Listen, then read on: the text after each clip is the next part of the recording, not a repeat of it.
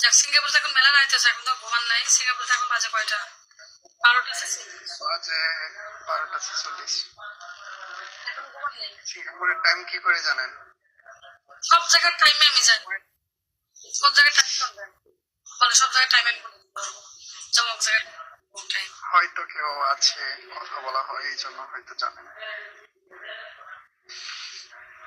আমাদের ঘুম হইতেছে না। মালয়েশিয়ার টাইম সেম একই, কারণ এখন মালয়েশিয়া বাজে যেটা, আপনাদের অন্য সেটা বাজে। মালয়েশিয়া সিঙ্গাপুর 2 ঘন্টা ফাস্ট আপনারা। আর আপনার হচ্ছে সৌদি আরব আর মালয়েশিয়া, সৌদি আরব আর কুয়েত, ঠিক আছে, আপনার হচ্ছে বাংলাদেশের থেকে 3 ঘন্টা পেছে থাকে। কারণ আমি নিজে তো প্রবাসী থেকে আইছি। প্রবাসী থেকে এসছেন? আমি নিজে একটা সৌদি প্রবাসী, বাংলাদেশে আছে 2 বছর, 2 বছর বিগত।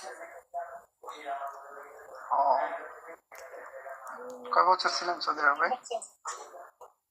3 বছর ছিলাম আলবাহা।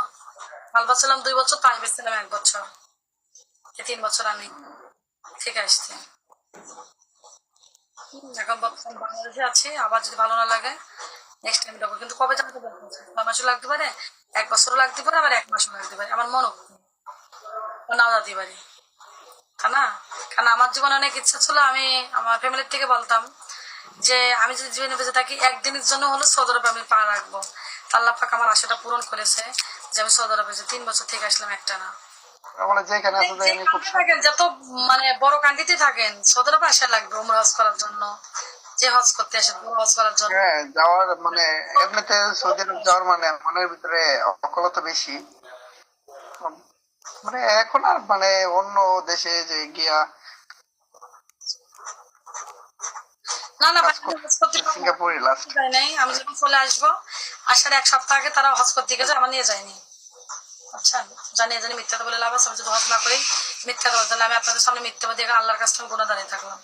যেটা হয়নি সেটা সত্যি কথা বলবো, তাও আগামীতে হতেও পারে। জীবন বেঁচে থাকলে আশা পূরণ করতে পারে আল্লাহ। হ্যাঁ তা তো অবশ্যই। না, আর এবারে যদি কখনো যাইতো কোম্পানির বিষয়ে যাবো, অথবা আমি নার্সের চাকরি করে নার্সের চাকরি হিসেবে যাবো, প্রথম তো বুঝতাম না। আর আমার যে মালিক ছিল, মালিকটা খুব ছিল, স্যাম্পলা ছিল, বুঝছেন? বেতনও ঠিক মতন 3 মাস পর পর বেতন দিত আমার, 1000 রিয়াল দিত তো। আর মালিক যদি না নিত, আমার ক্ষমতা আছে বাড়ি বেরোনো।